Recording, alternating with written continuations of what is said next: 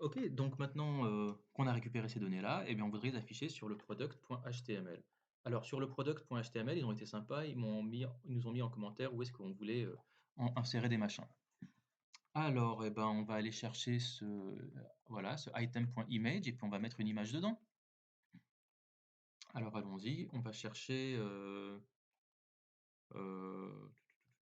bon, déjà, on va fabriquer une image. Donc, document.createElement image. On va appeler hop const image. Qu'est-ce qu'on voudrait lui dire? On voudrait lui dire que cette image elle aura une source qui serait là. Ok, image logo.png. Alors est-ce que ça marcherait pour moi? C'est bon ça, hein. On va faire image.source est égal à. Donc, alors pour l'instant je le hardcode et après on changera ça un peu plus tard, hein. Ok. Et puis qu'est-ce qu'on voulait pour le alt? Ok, image.alt, ce sera canard à tête blanche. Là, on fait tout ça. Et puis maintenant, cette image, eh bien, il faudrait qu'on récupère l'élément qui a une classe itemImage et on va append dedans l'image. Alors allons-y, document.querySelector, comment il s'appelle? Item __ image. Voilà, donc c'est lui là. Et ben ce machin là, on va lui mettre append child et on va lui mettre image. Yes, ça marche. Et ben maintenant on n'a plus qu'à mettre ça dans le code. Alors allons-y. Alors retournons dans le product. Alors là on a le fetch et puis qu'est-ce qu'on va lui dire maintenant? À partir de REST, ben, on va lui dire allez, handle data, on va l'appeler. Fonction handle data à partir de. Alors comment est-ce qu'on pourrait l'appeler ce REST? Parce qu'en fait ce qu'on a là, en fait c'est juste un objet entier là, hein. Cet objet comme ça, moi je propose qu'on l'appelle tout simplement duck. On va l'appeler duck comme ça. Et puis comme avant, je vais lui dire bon bah const altText est égal à duck.altText.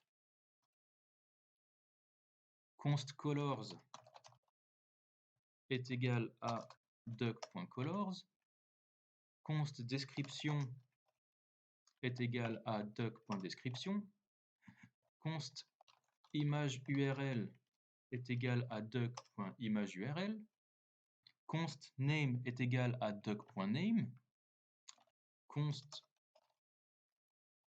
price est égal à duck.price et const id est égal à duck.id. Tiens, on pourrait faire tout ça.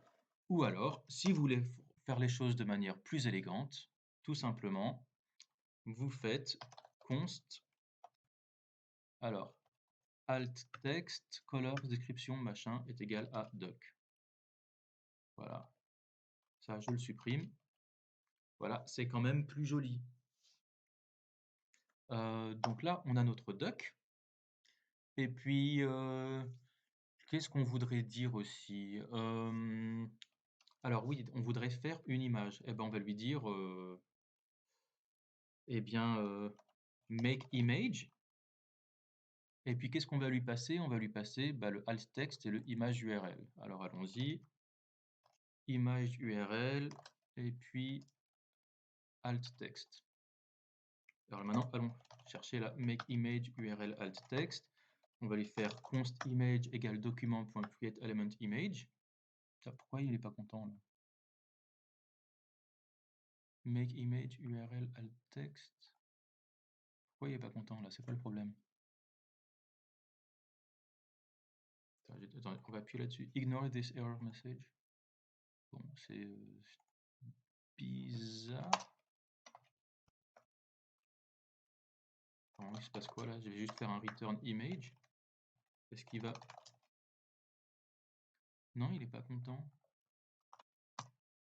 Add missing function declaration, make image. Ah oui, je ne lui ai pas dit fonction. Et oui. Voilà, très bien, voilà. Donc image, voilà, il est là. Je vais dire image.source est égal à image.url, image.alt est égal à alt text et il nous return le image. Ok, ouais. Allez, on va faire ça. Allez. Alors, je pourrais aussi tout simplement faire un append directement ici. Ouais, c'est quoi, je vais pas me prendre la tête.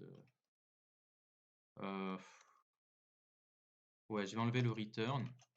Puis je vais faire const parent est égal à document.query selector. Comment est-ce qu'il s'appelle? Item image. Voilà. Alors, on met bien le point, hein, on n'oublie pas. On va faire parent.appendChildImage. Ah oui, il me dit object is possibly null, effectivement. Bon, on va lui dire if parent est différent de null. Voilà. Notez au passage. Alors, le point d'exclamation, ça veut dire pas. Et vous noterez que là, j'ai mis un seul égal. Donc, en gros, c'est une égalité lâche. Ça veut dire, ça veut dire que ça marche aussi si parent est undefined. Enfin bon, voilà. Allons-y. Voilà, et ben ça marche. On va faire pareil avec le prix maintenant. Pardon, ouais, le prix. Alors, qu'est-ce qu'on voulait? Ah, par contre, il m'affiche plus le. Ah bah oui, dans le handle data, j'ai enlevé le. Ok, bon, ben on va faire console.log. Et puis, je vais le mettre entre brackets comme ça pour qu'il me dise doc. Voilà. Voilà, donc là, j'ai un doc qui est là. Qu'est-ce qu'on voudrait? On voudrait le prix. Alors, le prix, où est-ce qu'on le veut? Ok, donc ça c'est fait. Ah non, attends, on va faire le title plutôt. Ok, alors le title, il est où? Bon, on va faire un make title à partir de... C'est quoi le title en fait? Le title, c'est le nom du produit. Bah pour moi, le nom, ce sera name, hein.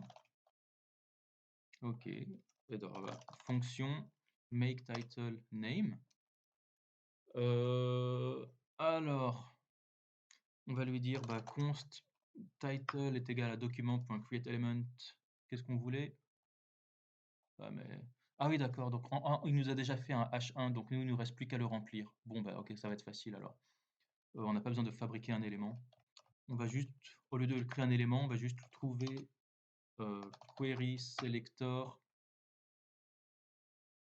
title. Alors, c'est un ID, donc cette fois, on va lui mettre un hop title. Ah, pas oublier les guillemets, comme ça.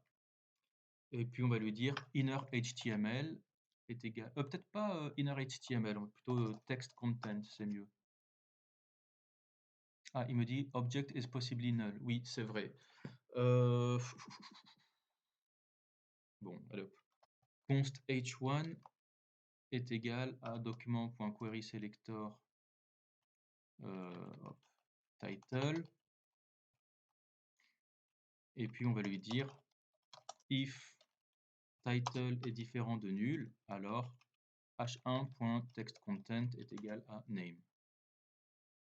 Pardon, if, non, h1, voilà. Voilà. Make title name, ok. Où est-ce qu'on est? Voilà, donc là j'ai bien la description. Parfait. Qu'est-ce qu'il nous faut encore? Il nous faut le prix. Alors pareil, le prix, il a déjà un ID, il a un span, il faut juste mettre le 42 dedans. Ok. Alors, make price. Et on va lui passer price. Ok. Et puis là-dessous, function make price avec un price. Et on va lui dire const span est égal à document.querySelector price. Voilà. Et puis on va lui dire if span est différent de nul, span.textContent est égal à price. Voilà, le prix est bien là. Maintenant, on va passer à la description, pareil, donc là c'est un paragraphe qui a déjà une ID, donc il faut juste mettre la description à l'intérieur. Ok, bon, et ben là on va mettre make description. Make description. Est-ce qu'on a déjà le description? Oui, le description il est là-haut, très bien. Maintenant on va définir make description description. On va lui faire voilà, const p est égal à document.querySelector description. Voilà, c'est bien ça. Et if p est différent de nul, p.textContent égale description. Voilà. La description, elle est là. Peut-être que je pourrais modifier les descriptions quand même, hein. Ok, maintenant ça va être, on va arriver aux couleurs, je pense. Alors voilà, s'il vous plaît, choisissez une couleur. Donc là, pour chaque... Alors là, ça va être un petit peu plus compliqué. Là, vous voyez que pour chaque valeur qu'on a, il faut créer une option avec une value et avec le texte qui sera comme ça. Alors là, ça va être un petit peu plus marrant. Déjà, on va récupérer les couleurs. Là, donc elles sont là. Et donc, on va faire make colors, hop, colors. Function make colors, colors. Alors déjà, on va chercher, voilà, option value, on va chercher ID colors. Voilà, c'est ça. Donc const, c'est pas un UL, hein, je pense que c'est plutôt, on pourrait appeler ça, c'est un select. Un select, ça veut dire un menu déroulant. Donc je vous propose qu'on l'appelle select. Et puis pareil, je vais lui dire if select est différent de nul. Alors qu'est-ce qu'on fait? Ouais, il me le propose déjà, hein. Ouais. On peut faire colors, ouais, voilà. Donc pour chaque couleur, déjà, on va effacer ça. Voilà. On va faire console.log couleur. On va voir ce que ça donne. Voilà. Et donc là, le duck en question, il a 3 couleurs. Il a white, blue, brown. Donc nous, ce qu'on voudrait, c'est les mettre là-dedans. Ok, donc pour white, blue, brown, on voudrait qu'il nous... Alors pour chaque couleur, on voudrait qu'il nous fabrique une option. Donc document.createElementOption. Ok. Maintenant, on va lui dire de nous afficher l'option. Voilà, donc là, il nous a fabriqué juste une option. Donc l'option, bah, c'est juste une option. Attendez, je vais plutôt faire comme ça. Voilà.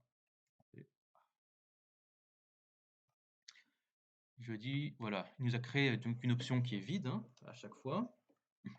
Pour chacun d'entre eux, bah, on va lui dire option.value égale color. Donc maintenant, on va à nouveau loguer. Vous voyez que maintenant, on a value brown et blue et white. Maintenant, on voudrait aussi que le text content soit la couleur. Voilà, donc là, on a white, blue, brown.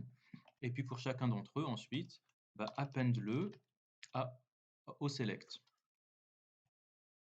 Voilà. Et maintenant, on a bien les trois qui apparaissent comme ça. Très bien. Ok, on est bon. Il reste plus que le ID. J'ai l'impression qu'il est grisé, donc c'est-à-dire qu'on l'a pas encore utilisé. On va voir le product, donc ça c'est fait, ça c'est fait, ça c'est fait. Ah bah du coup, on n'a pas besoin du ID. Oui, de toute façon, le ID, en fait, on l'a déjà, hein, puisque en fait, on l'a récupéré là-haut depuis les params. Donc du coup, à la limite, là, ce ID, on n'en a pas besoin. Hop, je le vire. Voilà. Ensuite, make image, c'est peut-être pas top. Je vais retirer le console.log. Mais pour moi, là, cette page, maintenant, elle est bonne. Ok. Qu'est-ce qui se passe quand on fait ajouter au panier? Pour l'instant, rien.